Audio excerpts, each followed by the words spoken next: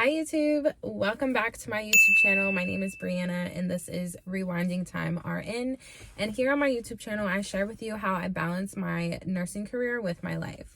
And in this video, I want to talk about something very specific that I was recently asked by a friend who is currently in nursing school. I am just getting off my 3 nights of work. I'm ready to go to sleep, but this question I want to answer.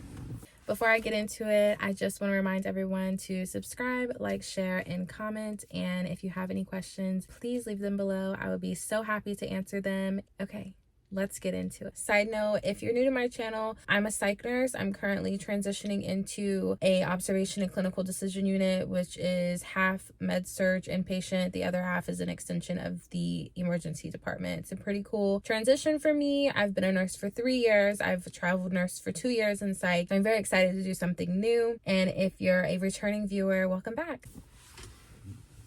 Shall we read it?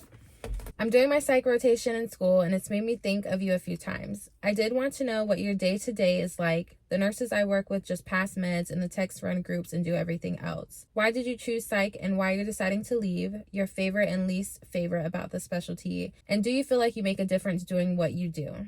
Okay, so it's a loaded question and there's also more questions. So this is going to be a conversation.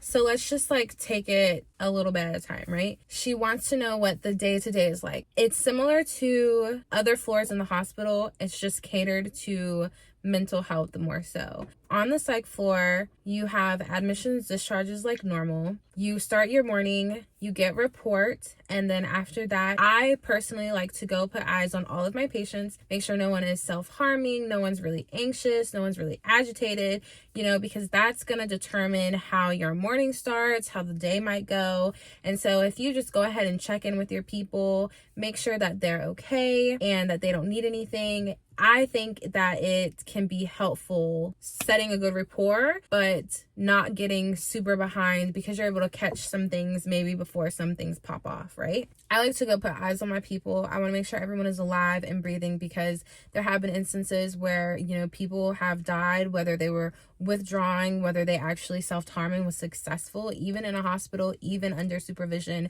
It happens. Protect your nursing license. We have to do nursing rounds every hour, and that's just something that I have integrated into my nursing practice. No matter what floor that I'm on, I'm gonna go make sure my patients are still alive every hour.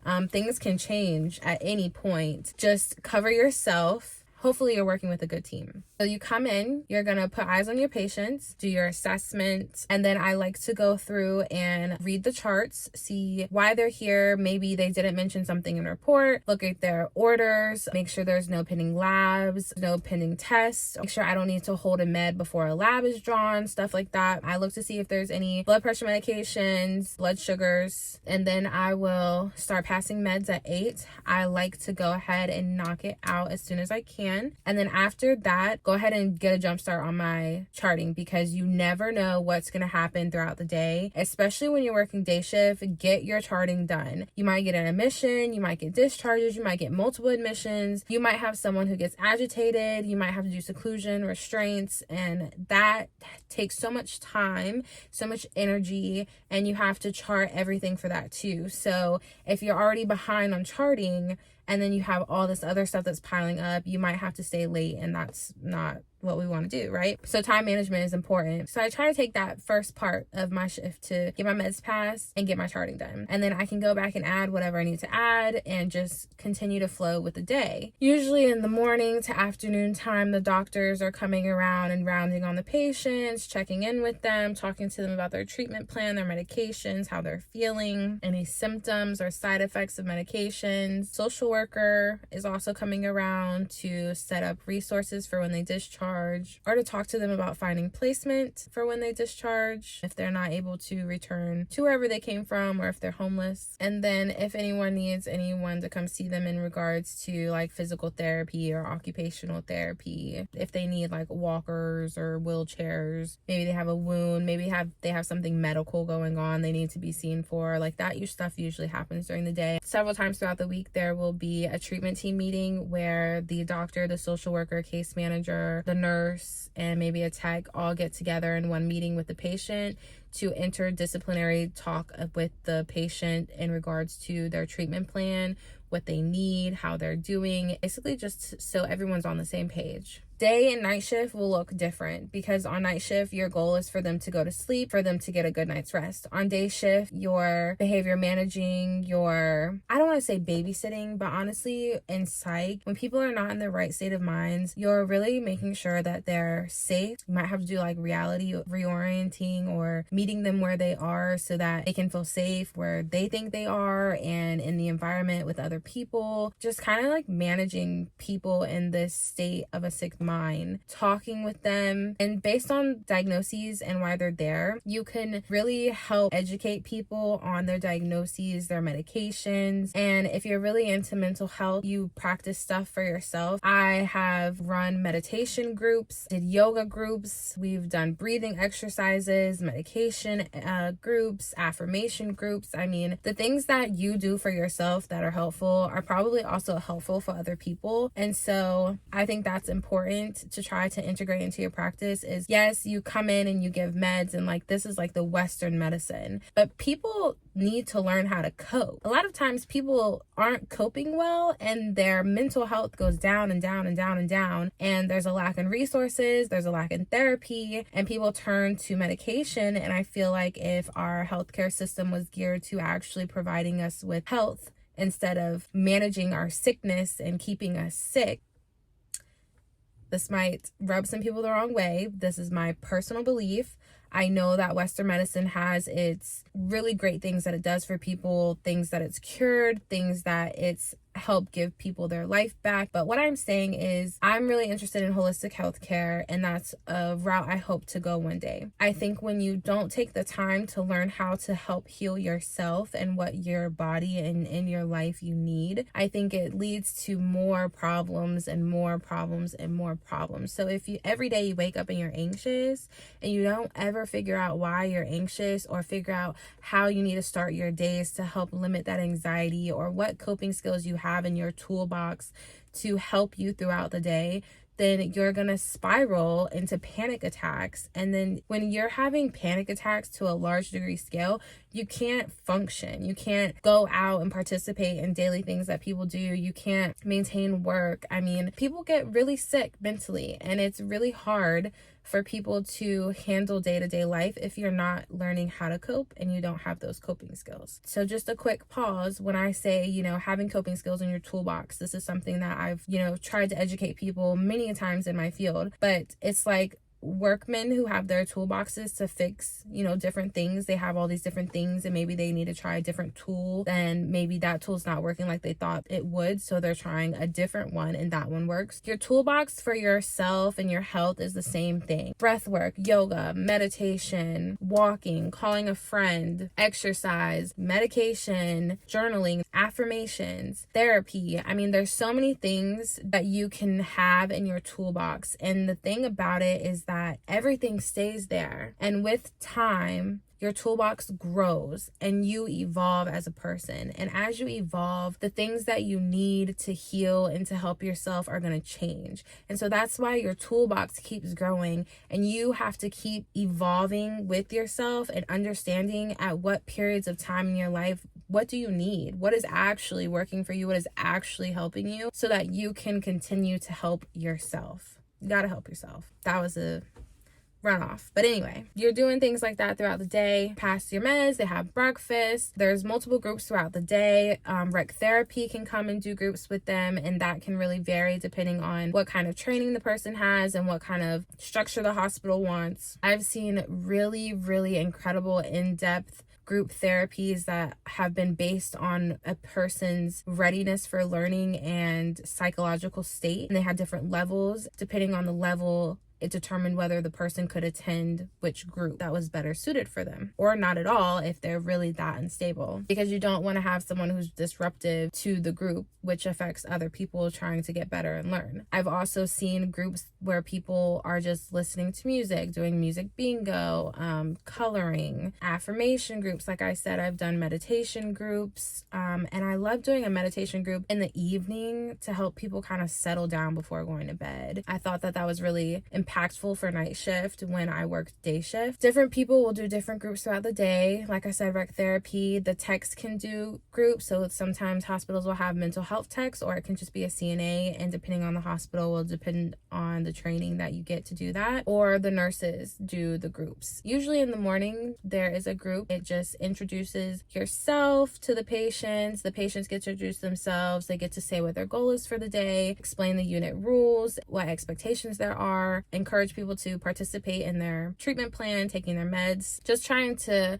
help everyone get on the same page, because on a psych unit, everyone is so mixed together that it's not like a medical floor where everyone's in their individual room. Everyone has an individual room, but everyone is really encouraged to come out into a common area and to interact. Being social is part of having a healthy life, if that makes sense. So it's not really isolative. So you have to set rules, no touching, no sharing food, no sharing drinks, no food during this time, no phones during this time, TV's off during this time, lights out at this time, coffee comes out at this time. Everyone wants coffee. They'll have group, they'll have lunch, they'll have another group. Some hospitals, depending on how they're set up, have an outside area where people can go out for a portion of the day and get some fresh air. I love those hospitals that have that for people, because fresh air is so important. I mean, like vitamin D, come on. Unfortunately, when hospitals don't have that and you have someone who's having a hard time getting placement for when they discharge, it means that they're cooped up inside of a hospital indoors for weeks to months on end. I worked in New Hampshire and we had a patient there who had almost been there for a year. By the time that I left, he finally found placement and he hadn't been outside in a year. How unfortunate is that? I think they finally got an order where security and a tech could go with him and walk him outside so he could sit and spend like 30 minutes outside to get fresh air a day, which is the least you could do, right? Almost a year with not being outside. Come on. Lunch, there's snacks given throughout the day, because the other thing you have to consider is that psych medications can make people hungry, can increase your appetite or decrease it. Having 3 meals a day, usually 3 snacks, and then if people want snacks throughout the day, there's little things they probably give out but that aren't the same things that they give during snack time, if that makes sense. And so throughout the day, the techs are usually doing around every 15 minutes, putting their eyes on every single patient every 15 minutes to make sure they're not self-harming, that they're alive and they're breathing, and that there's nothing that they need, nothing the nurse needs to know. Nurses should also be doing an hourly check to make sure the patients are okay. Nurses may be passing meds throughout the day as well if they have different scheduled times of meds. And then eventually you're going to get to dinner. And after dinner, things are pretty much winding down. They may have an evening group that will discuss, did you meet your goal today? Did you have any issues? What are you looking forward to tomorrow? Given a snack, and then it's usually bedtime. When night shift comes on, we are doing that same process. Like when you first come in, you're gonna go put eyes on your patients, you're gonna do your assessment, pass your meds, and at 10 to 11 o'clock, you're really encouraging everyone to go lay down and try to get some rest, check on them throughout the night, meet their needs throughout the night, and then the morning comes and it's off to day shift. Night shift is really different than day shift as far as busyness and interactions with the patients. A psych assessment for me in my 3 years of nursing, a psych assessment looks like me introducing myself. I usually will start by asking the patient, do you have any concerns or questions for me right now? And then I go in and I like to start off easy, unless the patient is paranoid, suspicious, guarded, not really wanting to talk. And then in that case, I will make it very clear, I need to ask you these 4 questions. And if you don't want to answer nothing else, that's fine, but I need an answer to this. And if they're not really willing to go further than self-harm or violence of other people, I will leave them. Those are the two questions that need an answer. I need to know, do you feel like you want to hurt yourself? Do you feel like you want to hurt anyone else? And depending on that answer will determine how the rest of the conversation goes. But if someone tells you basically to fuck off and they don't want to talk to you, okay, I'm here. I'm going to come remind you that I'm here. And when you need something, when you want to talk, I'm here. People also need space. People also have emotions. Unless a patient can really sit down and tell you where they are, you can see where they are, but you don't really know. You can see that someone's disorganized and they're talking to whatever they're hearing or seeing. They're reacting to stuff that we can't see, but they're seeing. They're very paranoid something's going to happen to them or agitated. Like, you can observe where someone is objectively.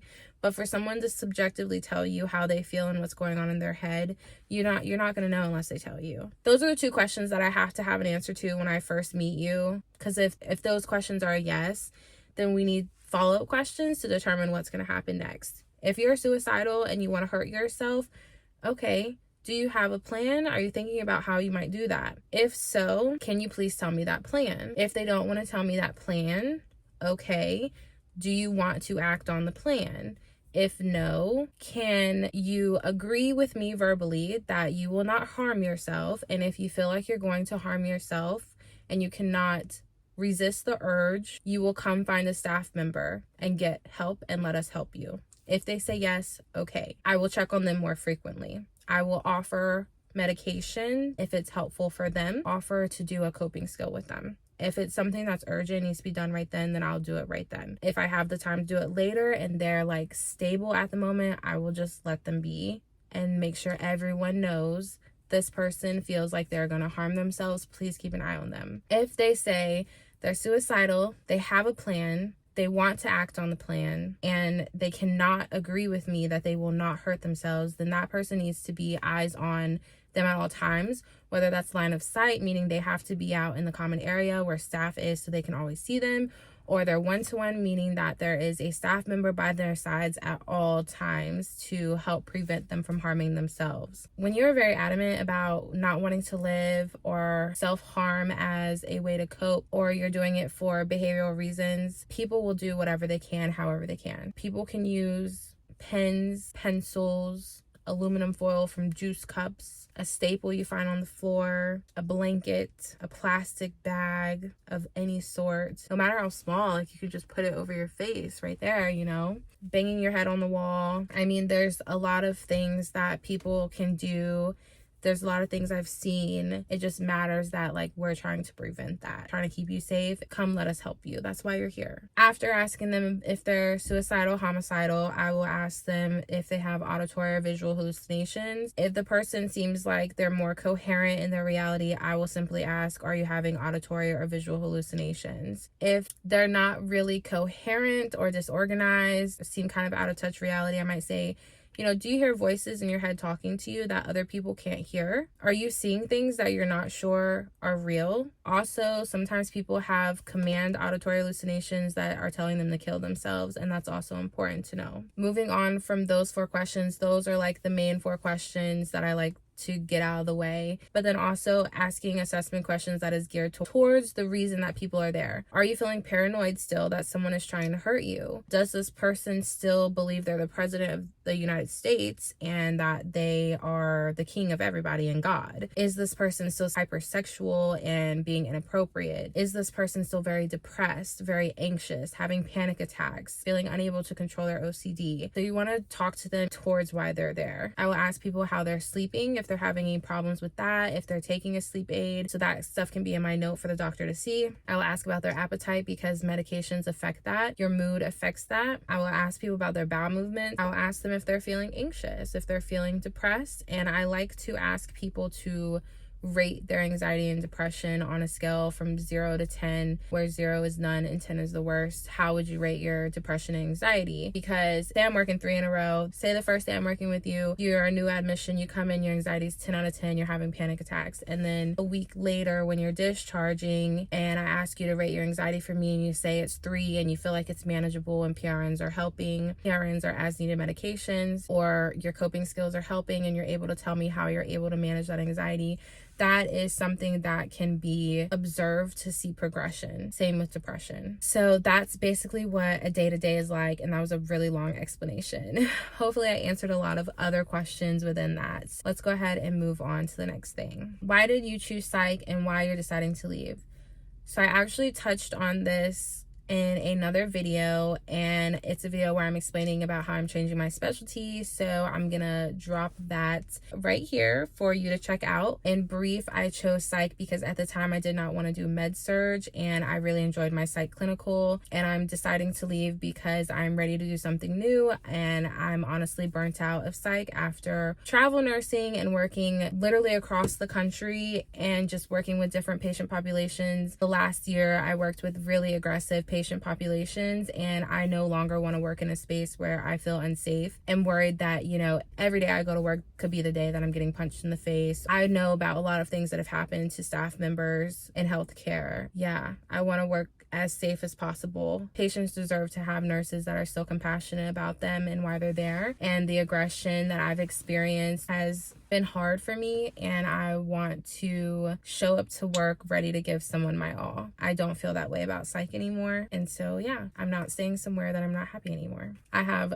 genuinely loved psych. The last year I've just been like, okay, I think it's time for something new. I don't want to go to work today. I'm anxious about going to work. That's just not a good feeling, or dreading going in. It's not a good feeling. I will always be grateful for the experiences I've had in psych. It's taught me how to talk to people. It's taught me how to read body language, how to read what people are saying that they're not saying, what they are saying. It's taught me how to better handle myself in situations outside of work. Yeah, all around, it's been something that has really contributed greatly to my life, and I hope one day to be a holistic practitioner and to actually help mental health in a way that I feel like I'm making a bigger difference than what I do in Western medicine, because I think there's a very big lack in the way that Western medicine treats mental health. But I'm trying to keep this part short because I have a video on it. If I had to do it all over again, I would highly recommend not starting in psych as your first specialty. And if you do, maybe get a PRN to learn something different, maybe do it for a little while, switch. Starting in med surg allows you to connect medically everything that's happening in the body, and I feel like that's something I really lack as a psych nurse, is understanding medical conditions and things that are going on in the body like that. But when it comes to psych, I can talk to you all day long about medications, psych diagnoses, and symptoms, and I am proficient in psych, and I have loved every minute until I haven't. Now that I am doing a new specialty and I'm coming into it, I feel like a new grad nurse all over again. I feel like I don't know anything. Half of the unit is a basic med surg floor. I should know some basic stuff, but I had to relearn even how to do a head-to-toe assessment, because that's not something you regularly do on psych unless there's physically something wrong with a body system on someone. You're not checking their heart sounds, you're not listening to their lungs, you're not checking their pulses and touching their body for edema. You're asking them questions about their mental health, and you're observing how they act throughout the day. Big difference. Your favorite and least favorite about the specialty, and do you feel like you make a difference doing what you do? So I'm going to try to combine these. I do feel like I've made a difference working in psych. I think it takes a very special person to come into psych and actually do it for reasons other than the fact that it's probably not so task driven and maybe easier than med surg, and the fact that you're not like tending to wounds and IVs and stuff like that. The patients are more medically stable. I feel like I've made a difference because at one point in my life, I had never been so depressed. I didn't even know I was suicidal when I was going through it until I became a psych nurse, and I was like, wow, those thoughts I used to have were suicidal thoughts, and I just brushed them off and kept moving about my day because I had a plan, which was to finish nursing school and to become a nurse, and that's honestly what kept me going. And during that time, I learned about yoga and meditation and breath work from a mentor, and those things really helped save my life, and I'm very thankful for the people that I had in my life. With that being said, I took those things into my psych career with me. I was doing brief yoga sessions with people. I was meditation groups, breathing exercise groups, affirmation groups, conversations regarding how people cope, and maybe people were sharing or teaching. That part of psych nursing to me brought in the holistic aspect. And I feel like that part makes the difference for me, because those things saved my life. And if there's one thing that someone takes away from me that maybe helps them in the future, then I feel like I did something to help them. I have received so many letters of gratitude from other people that have thanked me for the things that I've showed them, told me that the way that I cared for them really made them feel important. It was just impactful, and that kept me going. My least favorite thing about it is probably the aggression, the ability for getting hurt. That's not just on a psych floor, that's in healthcare in general. People are aggressive, people are human and flawed, not kind always. You also have to remember that when people are in these states of their mind where they're not fully aware of reality, maybe they're fearful, hallucinating, angry, so many reasons. People lash out. You could be walking down the hallway and someone punch you in the face. You can be walking down the hallway, someone drag you in a room. You really have to know what's going on around you. Head on a swivel at all times. Don't get caught in a corner with your back. You know, you're coming around a corner. You want to be able to see what's coming. That's why it's so important for hospitals to have like the mirror so you can see what's coming around the corner. Yeah. The aggression is my least favorite part of it. It has been the thing that has deterred me from wanting to be a psych nurse much longer. She says, I still am very much wanting to do psych, but I disagree with a lot of the standards in the practice. And I also agree. So for someone who is on the inside and has a similar take on health and wellness as me, do you think it is worth trying to break the standards to truly help and heal people? We disagree with a lot of the standards of practice. My personal take on psych in American healthcare after working in it for 3 years, unpopular opinion possibly, and I also know the contrary, okay? There's both sides to everything, so I take everything I say with a grain of salt, please. I have seen psych medications do really good things for people who were manic, who were catatonic, who were having hallucinations. I have seen it bring people out of those states of mind, and I think the hard part about psych medication is that it alters the way that your brain functions and tries to tell your brain this is what you're supposed to be doing, and it affects the way that your brain naturally works. I personally feel like psych medications cause the things that people experience, the hallucinations, the paranoia, the agitation. I personally feel like when people start psych medications and then they stop, you have those symptoms, which is why you come back to the hospital to get back on the medications to stop those symptoms. But then eventually you don't want to take medications every day anymore. You feel fine, you feel normal again. This happens a lot for people who are depressed or bipolar. They don't want to take their meds because they think they're fine, they don't need them, and then they stop and then they get manic or they get depressed or they're hallucinating again, and you come back and you start again. And I feel like that's why there's a lot of readmissions. I personally just don't agree with psychiatric medications. I also just don't agree with medications and healthcare in general because it is a money business and it's a band-aid. It does not get to the root source of the problem to figure out how to actually heal the body.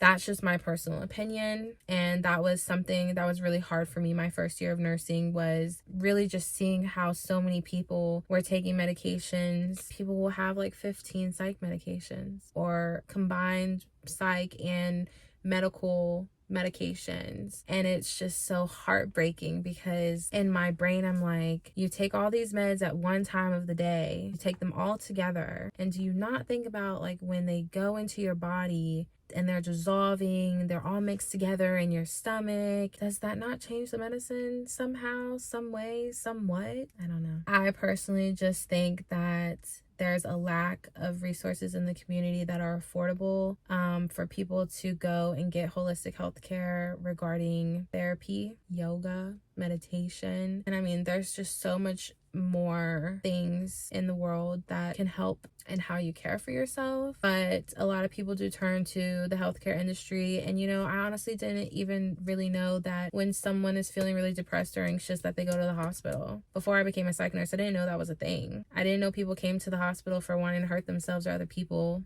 or hallucinating, or feeling paranoid that someone was going to kill them. I had really no clue. I really learned a lot in that aspect. I think it would be so awesome for our healthcare system to be able to be combined with other holistic practices, organizations, yoga studios, just in general, like finding a way to combine the two. I've come across stories, and I can't mention anyone specific, people who didn't want to take antidepressants anymore, finding yoga and not having to take them anymore after consistently practicing yoga daily. That's something that saved my life. So I can speak from experience that made a difference in me waking up every day and not wanting to wake up and experience whatever the day had for me. But if I start my day with yoga, with some affirmations, with some calming frequencies that I listened to, it significantly changed the way that my day went. And it reminded me that I could always come back to it to help me if I started having trouble throughout the day. The way you take care of yourself, like I keep saying, is really important. Like, if you're a person who uses psych medications, I mean no harm to you. I'm not judging you. Everything and everyone has their own way to handle life. And if this is what works for you, then absolutely, I commend you for taking care of yourself the way that you see fit. But I really also hope that people find the encouragement and safe spaces to practice things outside of Western medicine. I've also seen when people are older and they've been on psych medications for half or most of their life, it just kind of just doesn't seem like there's a person in there anymore sometimes. Or they're drooling so bad, they have involuntary movements. Like, there's so many side effects of psych medications also. It's sad to see, and that's just my personal opinion. To wrap it up and answer the question finally, for someone who is on the inside and has a similar take on health and wellness as me, do you think it is worth trying to break the standards? Like I said, it takes a special person to work in psych, and I think that if you're passionate about it and you want to make a difference, you're going to make a difference. To not come in thinking that you're gonna change someone's life and you're going to heal them and you're going to completely change healthcare system, because it is way bigger than just me and you, girlfriend, brother, whoever. It's way bigger than me and you. The best feeling is the little differences that you make from patient to patient. And not every patient you're going to do that for. Not every patient is going to leave and you're going to impact them in a way that is going to significantly improve their life. You're going to have those patients who come back right after they discharge and you thought that you did something and helped them. And it's disappointing, but that's what it is. And every time they come, you just have to give them that same care, the same passion, and try something new with them. So yes, I think it's worth it, but I think you just have to find your way of impacting the community that you work in, and to not put so much pressure on yourself to change everyone and everything, because it's bigger than us and we have to also take care of ourselves.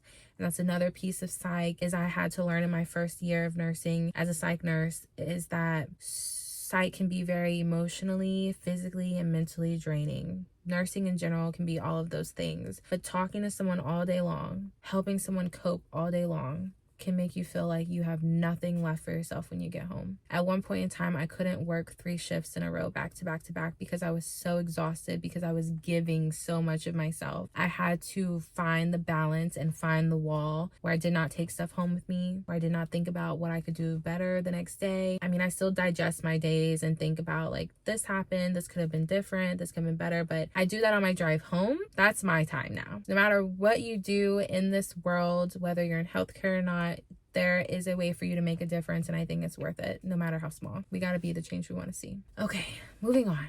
Since you're moving out of psych and moving into a new specialty, are you done traveling for a bit? So yes, because I'm working a new specialty, I am done being a travel nurse through an agency. But at my new specialty, I worked PRN for the last 3 months. During that 3-month time, I had 6 weeks of orientation and got the flow of things and reconnected the dots. I still need help. That's not going to change anytime soon. We're nurses. I think we always gonna need help, and there's always something to learn from someone else, but it just being new to me, I still need help. I'm not going back to staff position. I am working as a internal contract nurse, which basically means that I have a higher pay rate. I don't get a stipend like travel nurses do because I'm not going somewhere else to work. You can live down the street from the hospital and do this. And I get shift and weekend differentials, do not get benefits. My entire paycheck is taxed, so we'll see how the pay is. From the math that I did, I'm averaging the same as a travel nurse there. I'm not mad at it. Hopefully it's good and it works out. I plan to do this specialty for a year and then travel nurse in it. a short break to do something new in travel nursing. Different specialties make different pays, some more than others, and I think psych can be on the lower end of travel nursing pay, so I'm excited to do a specialty that can bring me more income. I also have a video about this, so check it out. I'll plug it right here. Okay, and lastly, knowing what you know now, what would you recommend for me? How can I balance happiness and not feel like I'm overworked and burnt out? So I have touched on this, I think, throughout the video, and my entire channel is about balancing my nursing career with my life. In short, I'm just gonna say, when you are not at work, you are not at work. You go to work and you do your 3 days, 4 days, and you come home and you take care of yourself. Do the things that make you feel good. Sleep and rest and do not feel guilty about it. Eat good, exercise, do the things that help you clear your mind. Yes, it's nice to make overtime and to get the extra money, but do not burn yourself out trying to get a paycheck. And if you want to work overtime, get a PRN, because sometimes going to a different job and having a change of scenery, change of patients, change of staff, that can prevent you from feeling like you're so burnt out at one place. It gives you a bit of a change. Yeah. I think I touched more on the balance and not feeling overworked and burnt out throughout the video. I also just recently posted a video for Vlogtober, and I had to take a break from actually posting content because I was so exhausted from working 4 nights a week that I couldn't maintain working my 3rd job, which is YouTube, because I barely had the energy for my 2 jobs. I took some time off from one of my jobs and really rested and got back into 3 days a week. Now I'm back. I'm feeling so much better, and having that balance of not spending more time at work than I do at home or in my personal life really makes a difference. Check out that video too. I have other videos on my page where I talk about how I became a travel nurse. There's some really good tips in there. One is longer with just a lot of good things I wish I would have known beforehand. Another one is shorter that gives you just step-by-steps, a little bit more concise. I have a get to know me video. That's my very first video. I have my birthday vlog and also having 4 nights off in a row. Drake concert vlog that I recently posted. I have a vlog where I show my routine working 4 nights in a row. I have a vlog about how I prepare when I have 4 nights in a row, the things I do to get ready to go back to work, and a Beyonce vlog because I went to go see her in concert as well. So my channel is new and it will be growing over time, but if there's anything else you want to see from me, any questions you have in regards to nursing, please drop it and I would love to make a video and talk about it. Love ideas. I hope you enjoy the content that I put out and I look forward to growing my channel. Thank you for supporting me. Don't forget to like, subscribe, share, comment. I'll see you in the next video. Thanks for chatting with me. Peace.